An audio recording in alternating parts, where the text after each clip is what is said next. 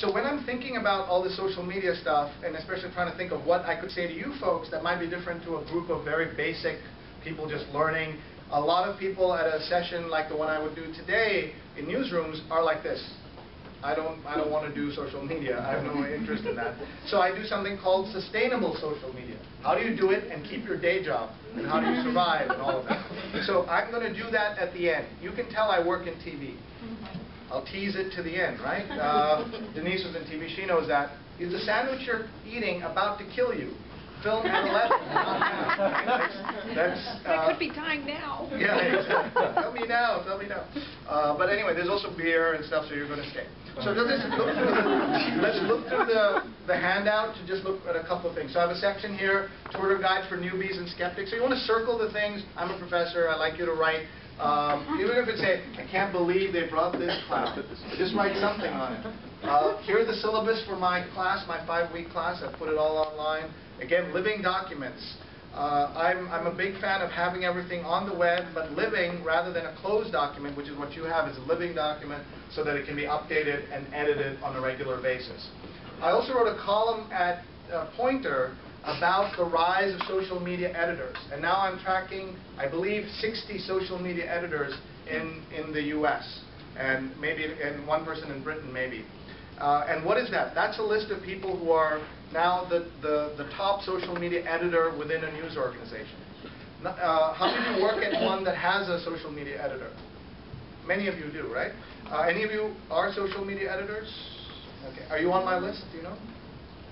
You are? I don't know. We all, my we staff, all we all right? kind of are, yeah. So I say, instead of social media editor, I like be listener-in-chief, right? Listener for new ideas and trying to do things. But the mistake some organizations are making is putting all the onus on one person to do the work. No, they're like wrangler-in-chief, listener-in-chief, getting people to do it. So let me give you 2 examples of the 60. 2 examples. One is, and by the way, if you want to find my list, you go to my Twitter feed. Sorry, just go to my Twitter feed, and I have on here, I have a list of social media editors that you can look at. Let me just pull that up for you. And here they are. These are the social media editors. You can see them here. Right? Different people. You can see this. Love emails from parents headed bad idea. When you say social media editors, do you mean people editing reporters' social media attempts, or you mean just kind of the wrangler in the newsroom? The wrangler in the newsroom. Some of them are both. Some of them are. So if you read my column, which I circle there, which you can circle, that's what I talk about. I want to give you 2 examples, and how. When I say this is 1912, there are no right answers. There are no rules on social media, or not many anyway. But one of them, here's what the New York Times did. They hired someone named Jennifer Preston. Many of you know her. NYT Jen _Jen Preston is her address. You just Google her. And Jen is terrific. But what they did was they brought in somebody with 20 years experience, great journalism chops, but more importantly, she had 2 other skills, diplomatic skills and political skills within the newsroom. How to wrangle everybody, keep them happy, all of that. And they've done a great job, and she's done a great job. The person before her who did it was in the marketing side, a woman named Soraya Darabi. And some of you might know her. She was on the Twitter suggested list for a long time. She's Soraya D. And she's doing something interesting. If you remind me, I'll tell you about it. But she's left the Times, and now Jen is running from the newsroom side. The AP took a different approach. The AP rearranged its entire company along 4 what they call nerve centers. And these are the 4 most important things at the AP today. 1, news. 2, production. 3, standards and ethics. And 4, social media. So wait, wow, those are the 4 most important things at the AP. Social media is one of them. And then what they did was the first 3 are run by people with 20 years experience or more. One of them is run by Tom Kent, who was foreign editor of the AP. Very senior people, Mideast bureau chief, people like that. But the fourth is run by Lauren McCullough, who's 28 years old. Right? So a different approach. There's no right or wrong answer, and Lauren's terrific. Her Twitter handle is LJM McCullough. Trying to remember these things is not easy, so I'll just very quickly go to it. If you click on this link, I'll take you to it. And she is, there you go, she's LF McCullough. LF McCullough, McCullough spelled that way. LF McCullough. And you should follow both of them and see what are they doing. Are they hitting the right notes, or are they doing something different? And then if you go to my Twitter list, you can see all 60 and see what they're doing and track them. So I wanted to always try to show you something new, and I'm hoping this is brand new and no one's seen this in the room. Something here called Tag Hive. Have people seen this yet? Because this is brand new. I just asked them to create it. This is what they call a Tag Hive of the 60 social media editors. So it's Tag Hive / social media editors, all caps. I mean the internal capitalization, SME caps. So here's what you're looking at. Here are the trending keywords of the last day among these 60 people. Right? Everybody see that? And then let me see what are the hashtags they use in the last day among these 60 people. ONADC. Hey, that's great. I don't know what 10NTC is.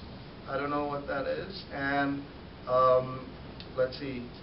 Here are who they're talking about on Twitter. Does everybody see that? These are the people getting referred to the most. I guess at mention or at replied. You can do last 10 minutes. You can do last month. Oh, that Mathilde Piard is a former student. There's Lauren. So in the last month, Ariana Huffington, you know some of these people, right? So you get the idea. So it's a new thing called Tag Hive, and they're creating this. And you can request your own Tag Hive. Want to test drive your own Hive? You see that? Click on that, and you write to them. Tell them you saw Sree told you, and they will take a look. So what might you do with this? You might create one of your lists, or one of for your newsroom. You might do that. Everybody with me on that? Okay. So I'm relieved that I was at least able to do one new thing that nobody had seen. Let's go back to my list. I just want to show you what else is on here. I spent in January of 2009. I took a buyout and from NBC News, and I helped put together a hyper-local news startup in New York called Digital Network Associates. DNAinfo.com is the site, and we launched this in November.